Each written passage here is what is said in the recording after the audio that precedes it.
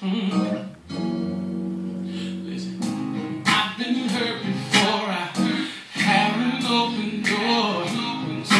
Told myself I never that happened again.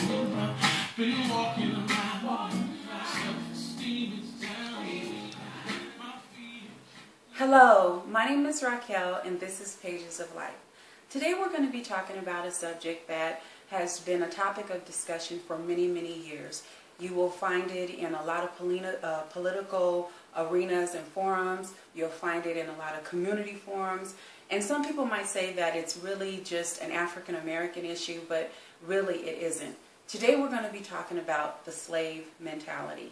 Now, I do get it. I do understand why a lot of times we might say that it's more prominent in the African American community, but the slave mentality has been proven to be not only just in the African American community, but has been found in other communities as well. Now, what I want to say is one of the things that made me really want to talk about this subject is the mindset of our young people today. When I was growing up, I remember thinking, you know, I was kind of like a rebel child.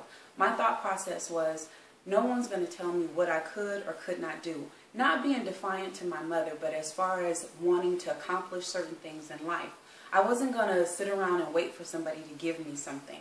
If I saw an opportunity to do something that I needed to do, I was going to go ahead and do it. And if there was an obstacle in my way, I was going to climb over that obstacle. I was going to tear it down. I was going to go under it. It didn't matter. I was going to find a way to get done what I needed to get done.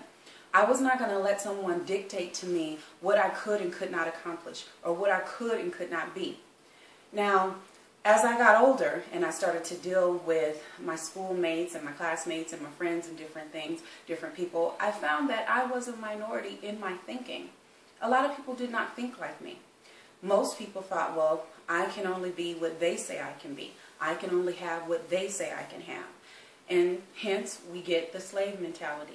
Well, in my research, in my reading, there was one general consensus, and that was, if you're going to talk about the slave mentality, why not let's look at the slaves and see what they had to say about it.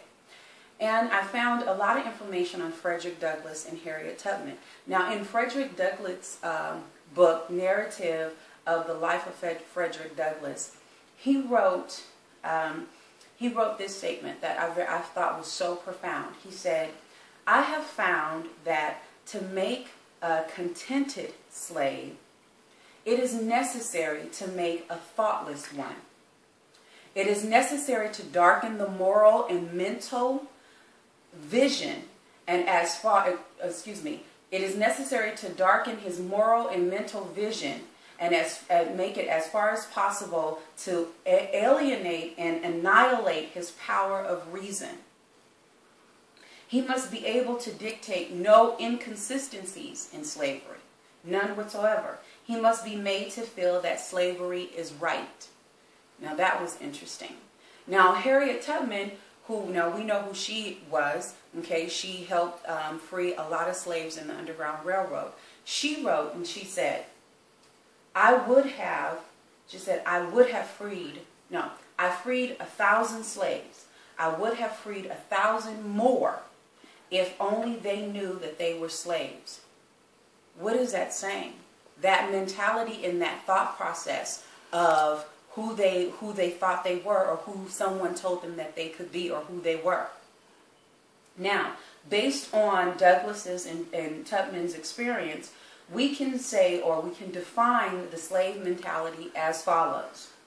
A person conditioned to quietly and without objection, okay, accept harmful circumstances for themselves as the natural order of things, or to accept without objections somebody else's thought process for the natural order of things for their life. They're also conditioned to accept their master's views and their master's opinion, and they will share and try to get everyone else to have the same thought process or pattern as the master. Now, when I first started out talking, I was talking about the young people of today. Now, today's young people, we have some rebels out there, but the thing that caught my attention is that this generation of young people, they're not taking no for an answer. You can't just tell them anything. They want to know. They want to see what's under that rock, what's hiding behind that door, what's going on.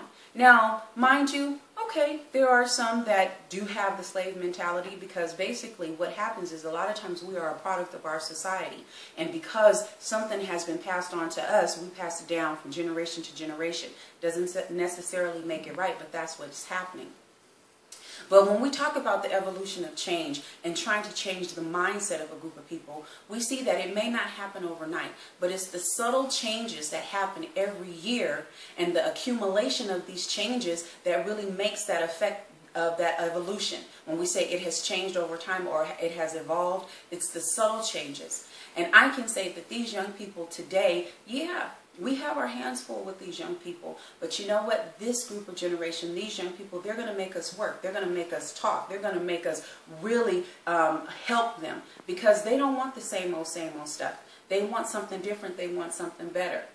Now, when we talk about the slave mentality, I try to raise my children to let them know and understand that, yes, I'm your mother, and yes, you have a father, but, you know, technically, we're not obligated to do anything for you. We do for you because we love you. Now, they're our kids, and we have to take care of them.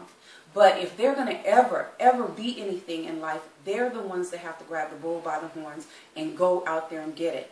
Now, you can look at mama and you can say, well, you know, mama did this or daddy did that, or mama didn't do this or daddy didn't do that. And you can use that as an excuse to sit back and wait for somebody to give you something, or sit back and wait for something to change or happen, and you'll never have anything. But you have to look within yourself and say, you know what? I want something different. I want something better. Now, the thing about it with this whole slave mentality, and we understand that slavery, when it was abolished, you know, it left a very bad stain and a very bad taste in our hearts, in the African American community's mind, in our economy. We all struggle, and we still struggle today. We have a lot of struggles. And yes, racism still exists. Discrimination still exists. And unfortunately, as an African American female, I have to live with that every day. Out there in that world, I have to deal with that.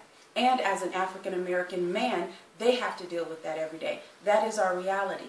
However, what you choose to do with that reality, what you choose to do with your life that you have now, is totally up to you. It's not based on what the man is going to give you or not give you. Because it's already been proven, whether you're black, white, Asian, Hispanic, nobody's going to give you anything. You have to work for what you want, and you have to work hard to get it. Now, unfortunately, the slave mentality, a lot of people will sit back and wait for someone to give them something. They will see obstacles and they will not try to overcome those obstacles. They'll try just a little bit, just enough to say that I've tried, and then they won't try anymore.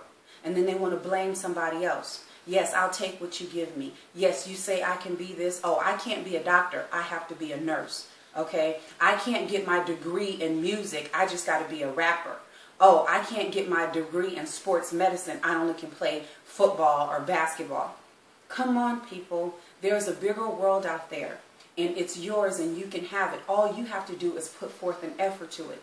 Don't let anyone dictate who you are and what you can be, because you can be whatever it is you want to be, and how hard you work will determine if you get it. Now, I want to leave you with this. What are you writing on the pages of other people's lives, and what are you allowing them to write on your pages? Be blessed. I love you, and you can have it. It's yours. Don't you turn me away. I need to feel the safety.